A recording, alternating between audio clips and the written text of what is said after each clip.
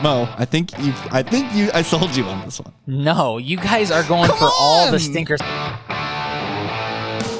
Hello, world, and welcome back to Gridiron Campbell, the only podcast that puts its money where its mouth is. I'm your host, Rich Ryan, and I'm joined by two members of the collective, Donnie, DP Peters, and the resident moose himself, Mo Nuwara. Brett is pushing a giant pile of papers for the Katina Media Empire. So I just got two guys with me. If you're watching this on YouTube, please like the video and subscribe to the channel. Listeners, rate and review on your podcatcher of choice. 5 stars only. Like my guy, my neighbor, Mission Viejo, California legend, Mark Sanchez. Shouts to my dude putting in work on Fox as a great color commentator. Player props on the docket today, and I was very heartwarmed to see all three of us have a JETS click. You know what? Screw it. I told these guys we were going to do quarterbacks first and then Jets. We're going straight into gangrene, baby, because I was legitimately shocked, blown away to see that one member of the collective had the exact same click that I did on this. In a market where you can't find a single good team future on the Jets on the high side. Everybody understands that they could do a lot of great things this year. Their prices are outrageously low. They're favorites to win the AFC East. But Mo, I think you and I found the angle, if you want to bet the absolute tippy top high-end output for the New York Jets. It is to bet Quinnen Williams to win Defensive Player of the Year at plus 8,000. Now, Donnie's reaction is going to be the reaction that most humans that have AirPods on. No, I had this last year. There you go. Exactly. I was a year too soon. This is post-hype sleeper AF. Look, you don't necessarily need gaudy numbers to win this award. Myles Garrett got it last year with just 14 sacks. Aaron Donald, another interior lineman, got this in 2020 with 13 and a half. And it's not like Quinnen can't produce sacks. 2 years ago, he had a 12-sack season. The bet here is basically this.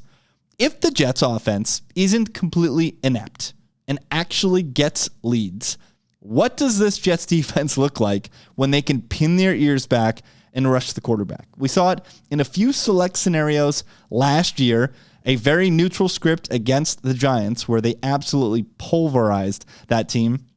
And then there were a few possessions at Denver where the Jets, I think for the only time in the season, had a double-digit lead and just absolutely made Russell Wilson's life a living hell, pinning their ears back and rushing the quarterback. So if they're an elite defense and they make it all the way through the season with double-digit wins and someone is combing through to try to give this team its flowers, there's really no other player they can give this award to on the roster. So I think this is the way to attack the absolute apex output for the Jets. Mo, you're a little less excited about me, but I was so happy to see it on your sheet when you sent it through.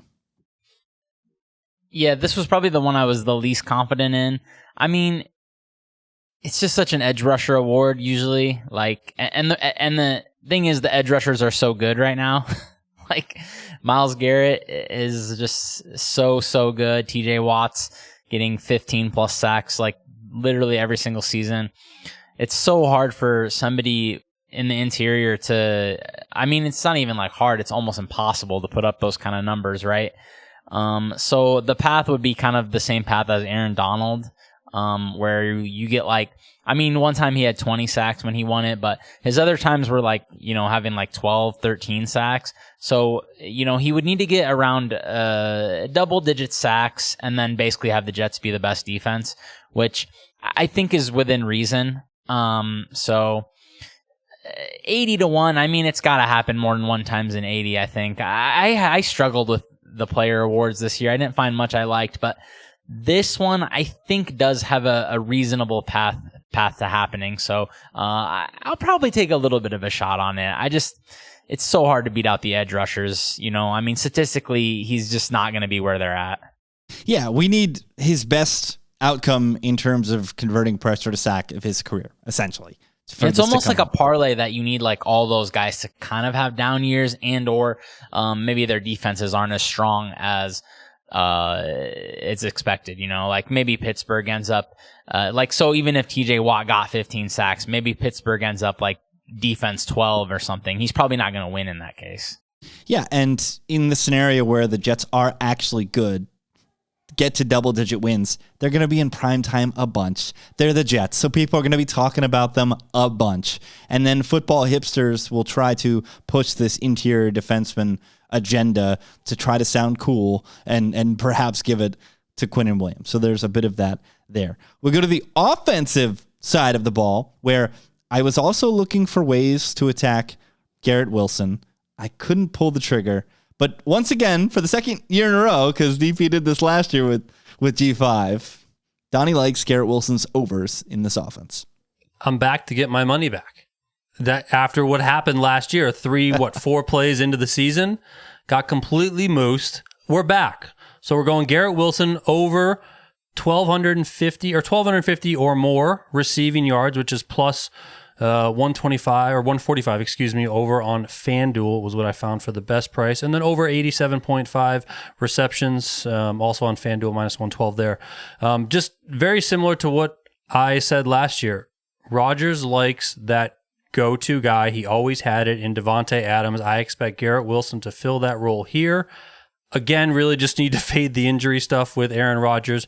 He's older now. He's coming off the Achilles again. So, yes, there is injury risk once again. But I think this offensive line can probably keep him upright for the most part. And I would expect Rodgers to just look Garrett Wilson's way. I didn't want to just bet the regular over-under for his yards because, I mean, I feel like there's a lot of upside here. I didn't really like it too much for him to lead the league in receptions. So I just settled on the 1,250 or higher, getting that good plus money. There is going to be an insane target funnel towards Garrett Wilson in this offense because the next best pass catcher is Breece Hall. Nobody else beyond the line of scrimmage, unless Mike Williams just returns and is an NFL player right away post ACL. The target funnel towards G5 in this offense is going to be massive. And we saw it in the preseason last year, and we saw it all throughout his tenure with Devontae Adams. There's just going to be these spots where Aaron makes a check at the line and just throws a smoke screen. There's going to be 10 to 20 extra targets that go his way that even the Jets offense last year couldn't fall to him just because there's this mind meld there, and Aaron's going to want to get him the ball. So I'm super bullish on Garrett. And for the offensive line, there's going to be a lot of people worrying about health, but even if Tyron Smith loses, we've got Olufashano as swing tackle, and there's some decent depth in the interior. So the line should be able to stay upright for a little bit this season. All right, let's talk quarterbacks. Let me pull over the sounder here. And there's a guy in the NFC West, in the desert, who he himself had a knee injury 2 years ago. He came back midseason last year, looked pretty good, and now he has Maserati Marvin Harrison running routes for him. He's got an emerging Trey McBride, an emerging Michael Wilson, everybody's favorite fantasy analyst's favorite player, Greg Dortch. And all of a sudden, the Cardinals offense looks real interesting, Mo. And that's why you were betting Kyler Murray more than 25 touchdowns plus 255. And if you're a little squeamish, over 21.5 at plus 110. Yeah, both of those on DK. I split. I think I'll split this bet here. Take a little bit of both. The number just isn't that big. And we're talking about what should be a full-time 17-game starter here. Kyler Kyler Murray in his full seasons has thrown for 24, 26, and 20 touchdowns. So I think 21.5 and the over being the plus side looks a bit low to me. The ceiling I think is there for the big plus number 2 if you want to go that route. This is mainly just, honestly, I just don't see how the Cardinals are going to stop anyone. I think they're going to be in a lot of shootouts. You look at this defense, they were bottom 2 basically across the board last year. Pick your advanced metric. The Cardinals were worst or second worst, and they didn't do anything serious. Yeah, the cavalry's not coming. Yeah. there's no changes here. They didn't do anything serious to improve it, which I understand. They wanted to focus their resources on improving the offense, and that's the thing too. Is like he's going to have real players to throw to this year, like. Trey McBride was getting 15 targets a game. That's not going to happen in like he's actually going to be able to throw to wide receivers this year. So I just see a lot of high scoring games in the Cardinals' future, and I want to take advantage by betting over a low touchdown number here. I'm stealing this one from the Deep Dive, a great podcast, and I believe Whale Capper specifically, Drew Dinsick was the one who touted this, and it's Kyler Murray Offensive Player of the Year plus 10,000, 100 to 1. And the thought process here is that Kyler could absolutely go nuts in this offense. His averages so far, his 65 game sample nets out to 4,100 passing yards and 646 rushing yards per season, essentially. So 4,700 total yards. So he's already established that he is a massive stat-getting quarterback. Now you get all these new players, and like Mo said, an awful defense. There's room for those numbers to go up from there. The problem is, from an MVP standpoint, is the Cardinals are probably not candidates to win double-digit games, get a top seed, and be representatives, especially in a tough NFC West. So maybe there's a world where Kyler goes absolutely nuts, puts up video game stats, but the Cardinals are just a 500 side, and that puts OPOY in the conversation. So I think that's a fair enough dart throw. And another dart throw I like in the division, another quarterback, is Geno Smith, leading the league in passing. I've got him at plus 4,000 at that number. The big thing here is that Seattle ran the fewest plays in the league last year. You had Pete Carroll putting this offense in neutral as much as possible. And now they have a forward-thinking collegiate coach and Ryan Grubb coming in who is going to dial up a lot of plays in this offense. And from a per-game basis, Geno was 11th last year despite having 50 fewer attempts than everybody in the top 5 on average. So we're going to get more plays. We could get a JSN leap. We've got a sharper coach calling the plays. So betting on the upside here for Geno Smith. We'll keep it positive, and then we'll go negative. So I'll go to Mo, who has Brett's heartthrob up in Buffalo. The Bills make me wanna Josh Allen over passing yards. Yeah, this one, a shockingly low number, to be frank. 3750 is what I'm seeing. I think some of the numbers got frozen earlier, so I wasn't able to line shop this one. I'm not sure if there was some Buffalo Bills news or something that came out because our prop betting tool wasn't spitting out the numbers. And then I checked FanDuel and they had Josh Allen's number locked. So I don't know, something was going on a little bit earlier. I'm not sure what it was, but assuming nothing's changed and Josh Allen didn't get in a car accident earlier or something, 3750 and a half. I mean, this is a crazy low number. I know people are like caught up in what happened the back half of last season. Final 7 games, Joe Brady takes over. They go to this caveman offense with Josh Allen running it 10 times a game. And, overall the team ran it at a quite high rate, a rate that was close to the league leading number of the Ravens, I believe. So they did that. But at the same time, man, you have to look at like, a couple things that are, first of all, in his favor. One is that they had the 5th highest situation neutral pace under Joe Brady, so they're still going to run a lot of plays. And also looking at this number, it's like 600 yards shy of his average over the past. I don't know where they came up with this number. I mean, it's like 220 yards per game. I mean, you're talking about a guy who a couple years ago, his over-under most of the games was like 290. So, I mean, I know like the situation is worse, obviously, but it's not so much worse that like, he's behind some threadbare offensive line throwing to gym teachers. It's not that bad. I mean, he was still averaging 244 yards per game last year with Joe Brady. That would clear this by quite a bit. Like 220 is so pedestrian. I mean, Patrick Mahomes last year, a lot of people are comparing this year Josh Allen to Patrick Mahomes last year in the sense of like, okay, loses top receiver. Now he's working with kind of a weaker core of pass catchers. I mean, Patrick Mahomes sleepwalked to 4,200 yards last year. Like, that's way clearer, this number. I don't understand why this number is so low.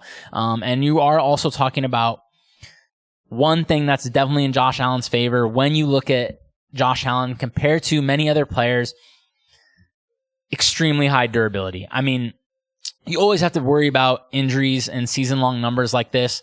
I think Josh Allen, man, I mean, he's about as close to bankable as it gets.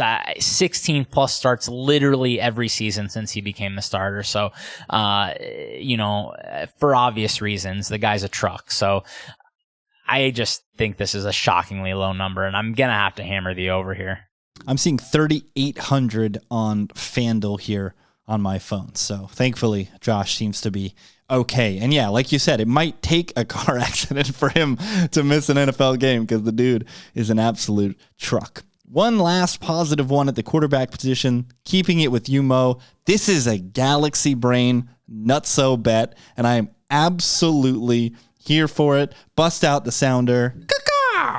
Atlanta Falcons fans, I don't know if you want to hear this. Maybe you do. Maybe you want to see the future now. But Mo's got a crazy bet for you. Shouldn't they be thrilled if this comes home? They should be, right?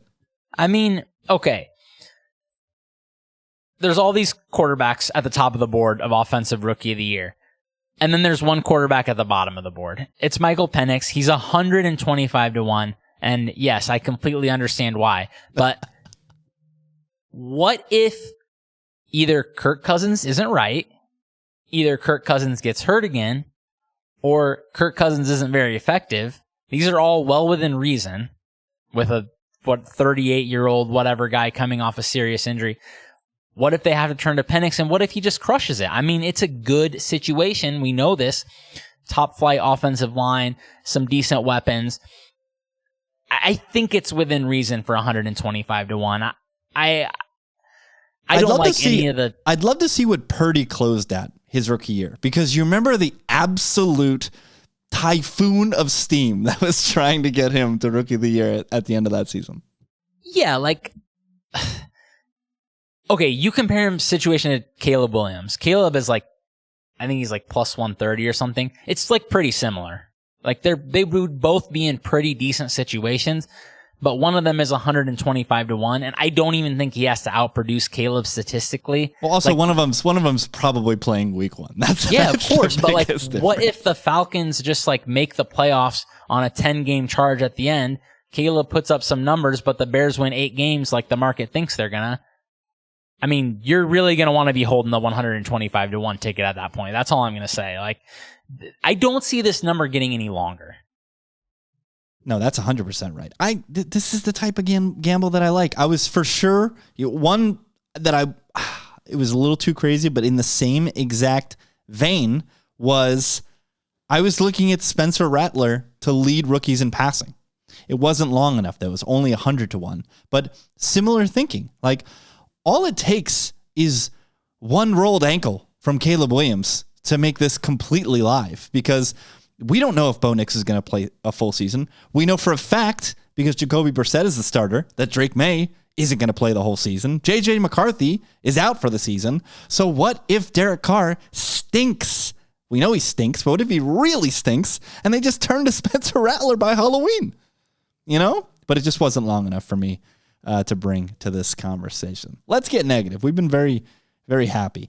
And we'll start in the AFC North, where DP has a pair of quarterbacks who will not be meeting their over, according to him, in passing yards, and that is Joe Burrow and Deshaun Watson.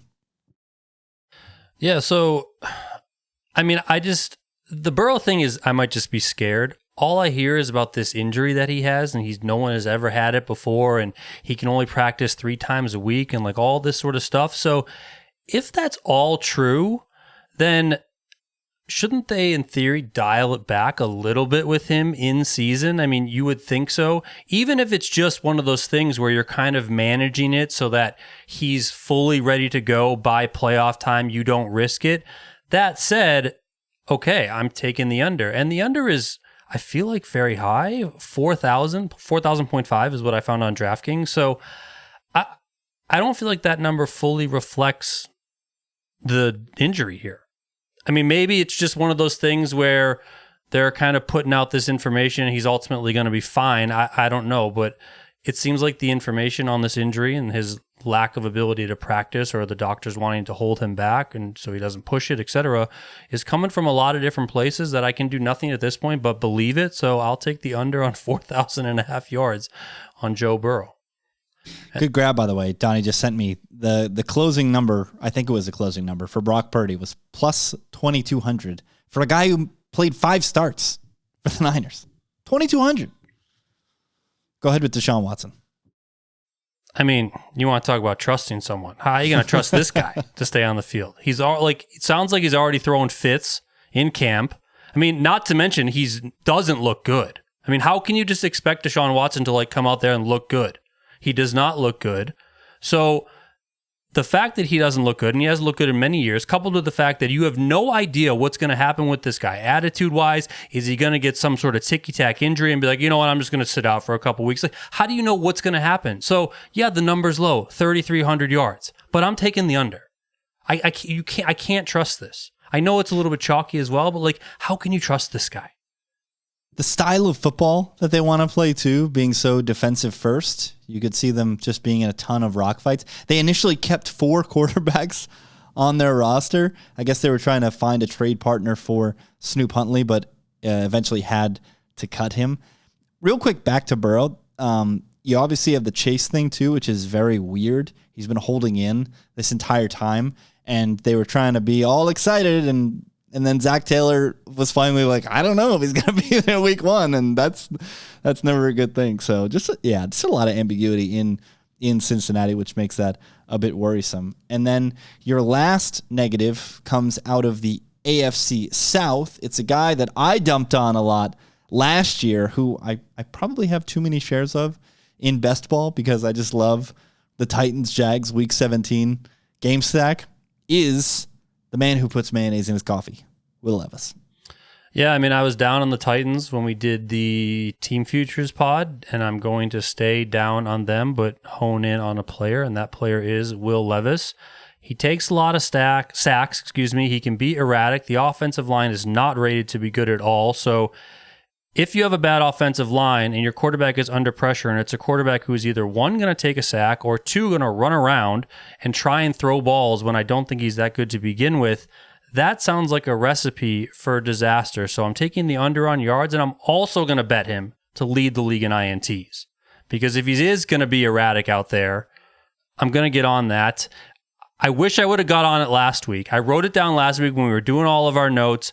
It was plus 2,500 last week. It's down to plus 1,500 this week, so I'm a bit annoyed with that. But I'll still throw a little bit of a taste on that there. So yeah, I'm just basically all in on the Texans being horrific this year. My favorite market to handicap is the most interception market. There's 2 things that you need, right? You need a guy who's probably not going to get benched, and you need a bunch of volume. And with Mason Rudolph as QB2 in Tennessee, it seems unlikely that Will Levis is going to get the hook there. You just need him to have enough volume to give him the chance to lead the league in interceptions. A guy that I know is not getting benched because the direct deposit just hit on his signing bonus, and it is large. And a guy that is a high-volume player, was 6th in attempts in the NFL last year. It's Jordan Love.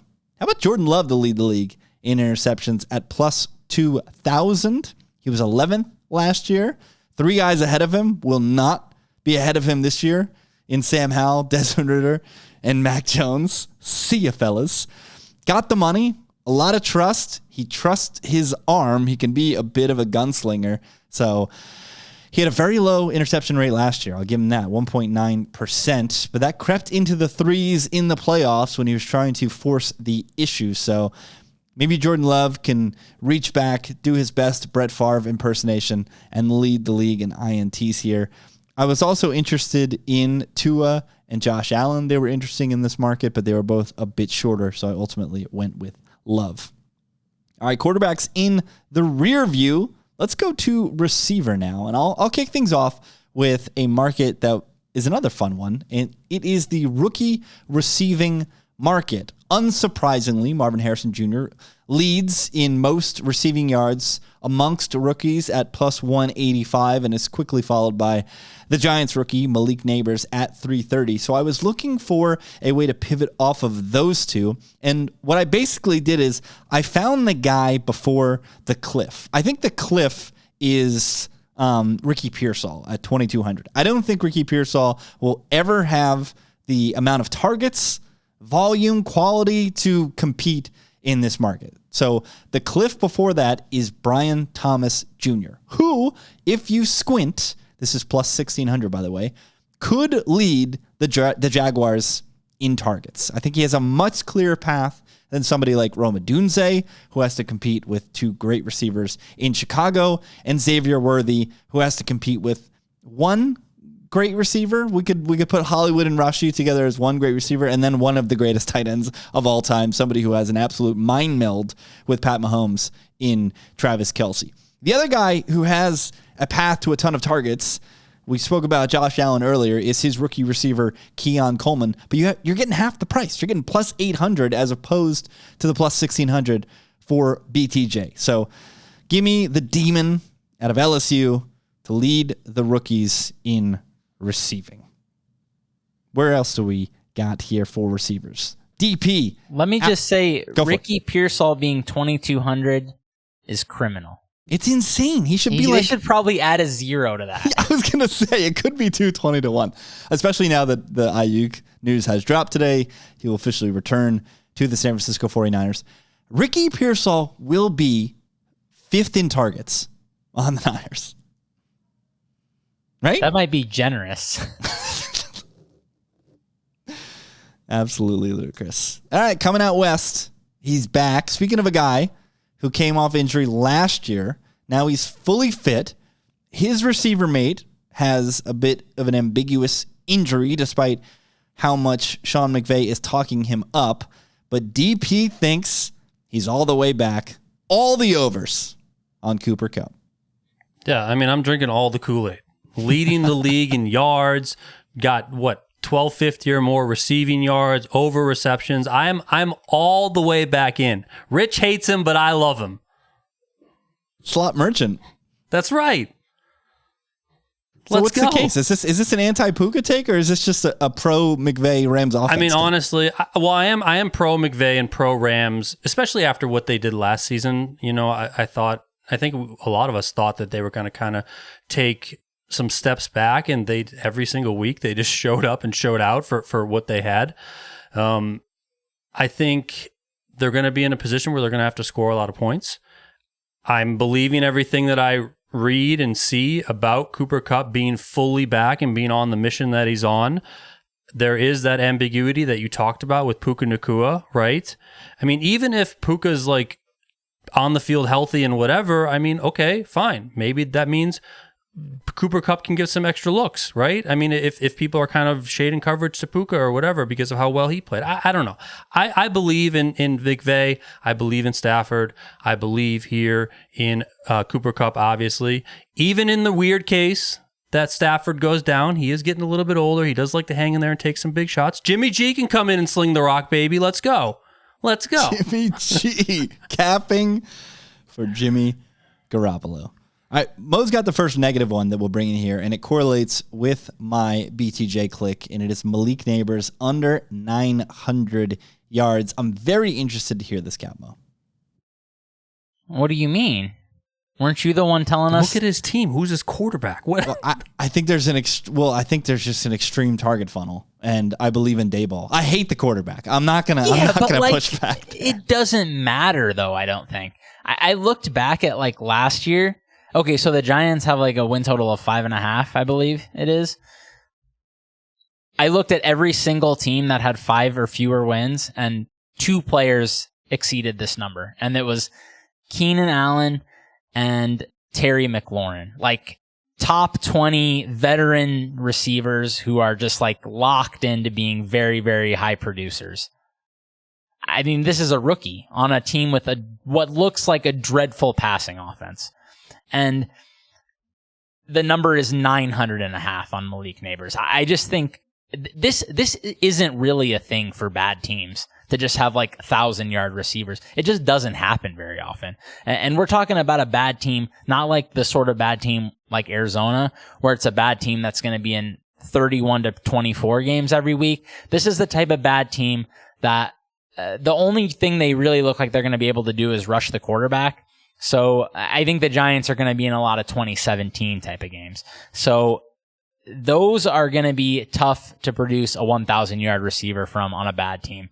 And it's not like these players, I mean, like Jalen Hyatt and Wendell Robinson are going to get targets. Like Jalen Hyatt is probably a step forward candidate this year after a pretty quiet/poor rookie season where he really didn't have a quarterback for a lot of the year. Like, we don't really know what he is still. And then Wendell is like a solid slot player. Like, he's going to get looks, I think. So, this is a really pretty large number for a guy who's going to be in a really low volume offense, I think. Yeah, it's the only thing that's tough here for me is that smart people, Matt Harmon, who does reception perception, and my guy JJ, all of their profiling have Nabers and Marvin Harrison, I think, a lot closer than the general public does. So I don't know. He just might be that dude. I think there's outs to him just being incredible. But yeah, I isn't this number like priced close to his ceiling? Like, he's not going to go much higher than 1,000 yards. Like, what's the most he can have? 1,100 on a 5-win Giants team? I mean, that's like... You didn't mention Darius Slayton either. Like, the Giants actually have dudes... Like, this isn't the Jets of last year. That's what I mean. I think the majority of the time he lands between 7 and 825 or whatever. Like, it's just not going to be an offense that produces a lot. Like, Daniel Jones's passing prop is 2,800, you guys. I mean, I've never seen one that low, I don't think, for a starting quarterback. Well, should we bet dimes overs? I mean, what are they going to do? Go to broken Drew Lock?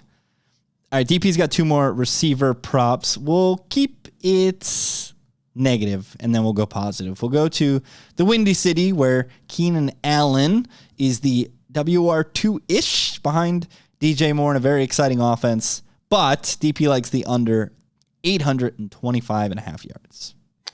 Yeah, I mean, I guess a little bit selling high after the year he had last year, Keenan Allen, coupled with the fact which you pointed out earlier, Rich, you mentioned it in regards to Rome Odunze, but a lot of mouths to feed in this offense, right? I mean, if Caleb Williams and Rome Odunze are best friends, which it seems like they are, I mean, I think Rome Odunze, who is also probably going to be pretty good, is probably going to get a lot of looks. I think there's just a lot there. Keenan's, getting a little bit older. Yeah, there was that stuff. He came in possibly overweight to camp, like whatever.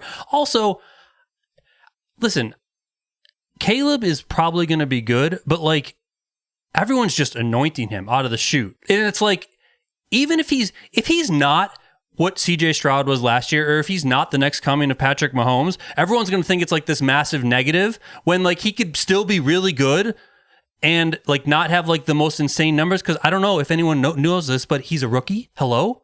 And his coach is kind of a moron. So like, I mean, like it's like there's some paths here where like maybe this offense isn't as great as it was. And I can already like see the future where it's like we look at the Bears like next year or the year after, and that's when we get on them because they got a little bit more time to work with each other. Caleb's a little bit older, he's growing, etc. But like I think everyone's just really, they're looking at this offense and they're like, it's just the next CJ Stroud. Like that's what everyone wants, right? And I think that's going to translate to a lot of different things. And in this offense, when you have 3 really good wide receivers, you also have a good tight end as well. So, I mean, Keenan's got to take, I think, a step back. Not that Keenan's not going to be good and productive and whatever, but like, yeah, I don't know. Also, like, the Bears have always been one kind of team. And are they just going to go out there and like be the fastest show on turf like all of a sudden? Like that's not their history. That's not who they are. Like they kind of just do their thing on offense and then win with defense. And it's been like that every single year. So I don't know. I'm just down on Keenan Allen's projection. And this number, 825 on DraftKings, was like 50 yards higher than I found anywhere else. So I'm also in on that. Last one, more positive. The WR1 on the Los Angeles Chargers, a guy who's not getting enough love. Well, everybody loves a rookie, loves a young guy, loves a white, loves a Lad McConkey. Josh Palmer is clearly the WR1 on this team, and DP's taken over 700.5 yards. Well, doesn't somebody have to catch passes at some point? Like, do they just, this number to me, Josh Palmer, who, I mean, it wasn't too long ago when he was like everyone's like sexy sleeper pick in a way. And now everyone's just like off of that. Like they just forgot about all that sort of stuff. Like I think there's probably still some talent there with Josh Palmer. He's the clear number 1. He has a good quarterback. You know, maybe the new coach can get him out. It seems like everyone just expects Harbaugh to get in there and just run the ball 85 times a game. That is not going to happen. I'm sorry. Somebody has to catch passes. With a running back coming off a torn Achilles and an absolute plotter in Gus Edwards. They think they're just going to run the ball 30 times a game. And heck, even if they do run it a lot, yeah, great, cool. Fire some play action to Josh Palmer and break some games open. Let's go. Like 700.5 yards feels criminally low here. For a WR1 for a halfway decent team with a coach that has been successful everywhere he goes. Mo's making faces over there. Who's gonna catch the ball? I don't know, but isn't 700 like the most we can expect from Josh Palmer? I don't know. He was on pace. Josh Palmer. He had 58 yards a game last year. He only played 10 games, but he was on pace for 1,000 last year. And he was competing with Keenan Allen for targets. This is craziness to me. I don't know. Good luck. I'm not saying I'm somebody has to catch the ball. Somebody has to do it. Like this isn't like your Malik Nabers. This is not the Giants. Like the Chargers are going to be halfway respectable. Somebody has to catch the football. There's no way we're going to bring this back. Harbaugh's not coming into LA and taking this back to the 20s. This is not happening. This is 41 yards a game.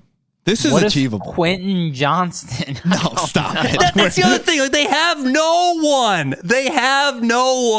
No one other than Josh Palmer. Stop it. The QJ thing is not real. Even though he's somebody I probably click too much in best ball as well. This is the only minus 110 that I clicked as well. It's actually plus 110. I don't like locking up your money for 6 months on these, but I did like this one. It's George Pickens over 925.5 receiving yards. Look at that face from Mo. So he did it. He flew past it last year. He had 1140 from Pickett, Trubisky, and Rudolph. What a trio. And that was with Deontay Johnson commanding 18% of the targets in the offense. He's gone down in Carolina. The Ayuk news today, no Ayuk coming in. Van Jefferson, WR2 in the offense. Roman Wilson's already hurt. So the Rook, who knows when he's going to get involved in this offense. On a yards per game basis, Russell Wilson supported Courtland Sutton on enough yards last year. Even Fields playing awful. DJ Moore had 1,300 receiving yards in that offense. So I think these two quarterbacks can support a decent receiver, a guy who already did it last year and is competing with Pat Freiermuth for targets in this offense. Mo, I sold you on this one. No, you guys are going for all the stinkers. I was staring at the under on this one, but I know every name you just said because I looked at that depth chart and I was like, I can't click on this, I don't think.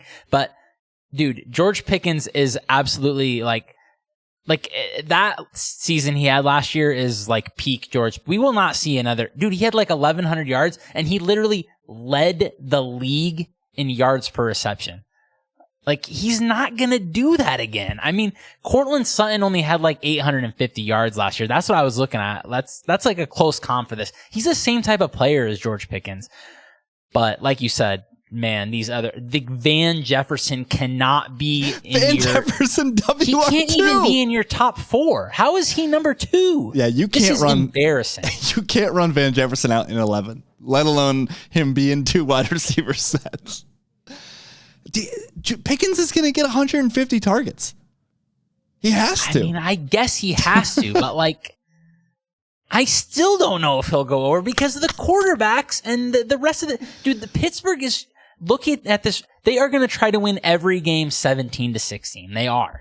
But there's going to be a moonball attempt every game from Russ to Pickens. That's true. I just need him to catch like 4 of them, and we're well on our way to getting this over. All right, let's get to the running back position. Mo, the only one who clicked RB over-unders. This one's a matchup, actually. Let's start here. This one's interesting. In the NFC North, you've got Aaron Jones over DeAndre Swift minus 105. Yeah, these two are matched up in the DK markets. I was quite surprised to see DeAndre Swift is favored over Aaron Jones. I firmly believe it should be the other way. I mean, dude, it's DeAndre Swift, guys. Like, how many times are we going to do this? He won't play the full season. He did it last year. It was a miracle. He had 250 carries. It will probably never happen again. Every other year he misses like 5+ games. I mean, and he's on a team where this is it's the Bears. They have multiple decent running backs. Like, this is not going to be DeAndre Swift going out there getting 20 carries a week. It just isn't. They have 2 other decent running backs that they spent reasonable draft capital on / are relatively productive. I don't see DeAndre Swift getting more than like 15 carries a week. And Aaron Jones, guys, I know he's getting older. He was one of the best running backs in the league last year. He is still one of the best running backs in the league. And his backup is named Ty Chandler, okay? I don't know anything about Ty Chandler other than he was like a 20th round pick in best ball last year. That's all I know. And I damn sure know if Aaron Jones is upright, he is going to get a lot of carries, okay?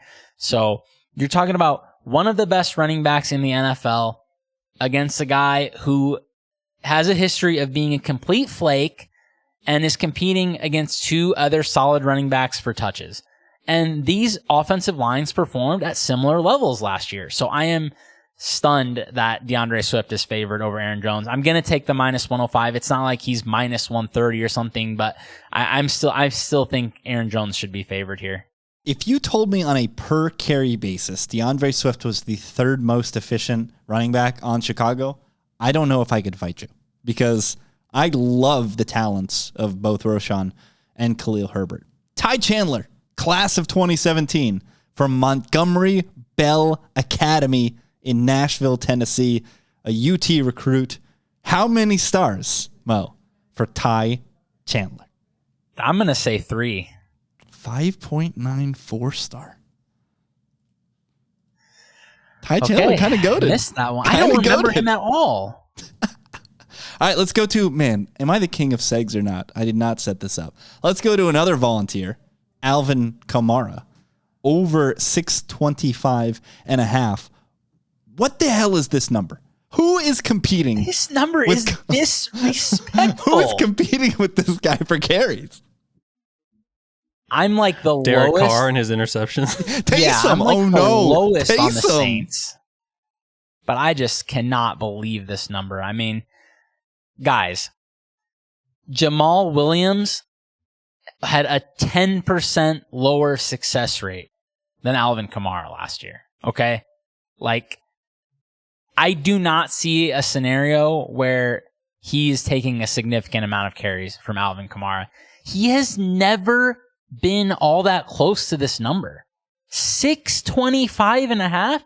He had his worst season of his career last year, and he had 694. I don't understand where they're pulling this number out. And that was in 13 games. I mean, I know their offensive line is the worst, but he hasn't been efficient in 4 years. The last 3 years, he basically had bottom of the barrel yards per attempt. It can't get any worse than this. He's running for 3.7 yards per attempt, and he's still getting past this number. Like this, that's how low this number is. It can't be worse than that, guys. It can't be.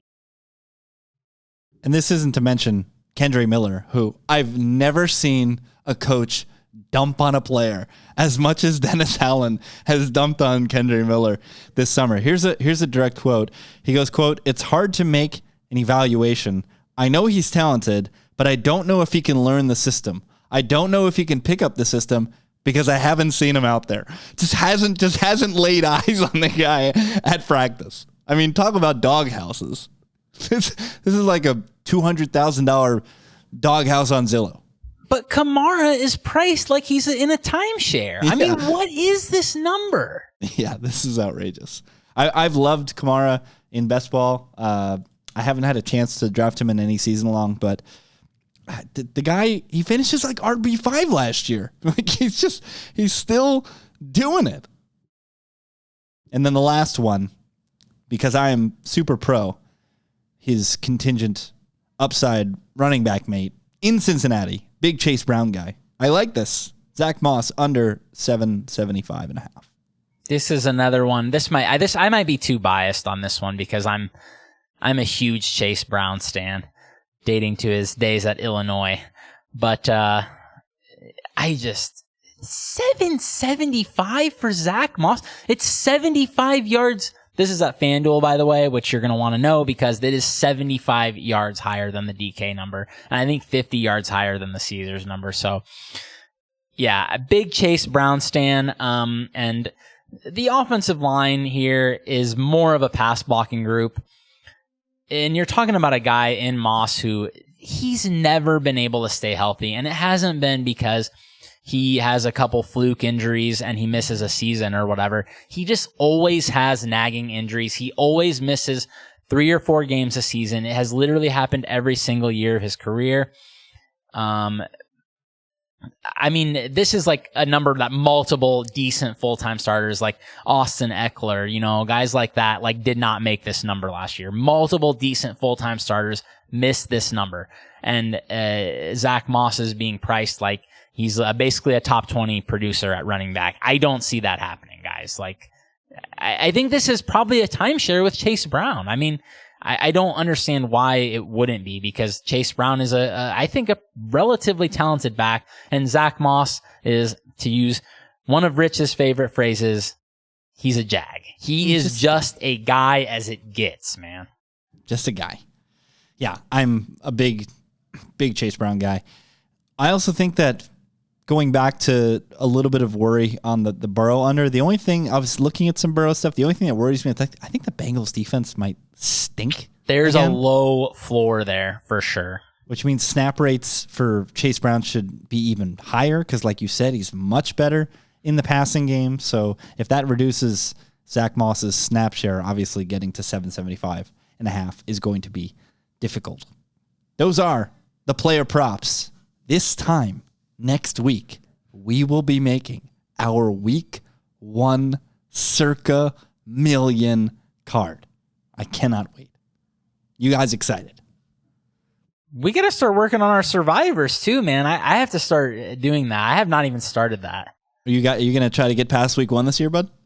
I am playing to win the contest, so I'm not worried if I go bust week 1.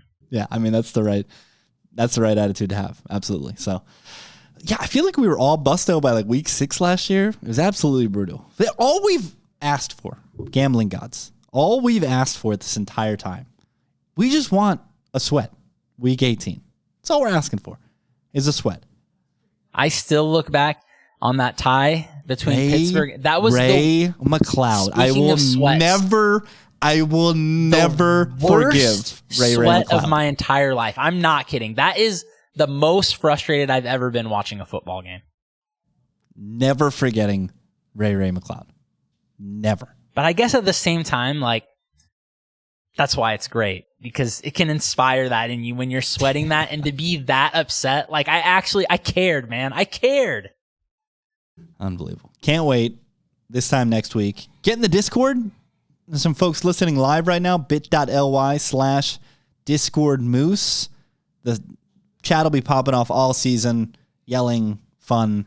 There's a grid section there. We got two guys that wake up every morning and do the NFL grid, and they're always battling in there. So some great channels in there to get involved. Follow these guys on Twitter at Donnie_Peters and at Mo Nuwara, NUWWARAH. I'm at Rich T. Ryan. Until next week, enjoy the college, the unprofesh. Peace.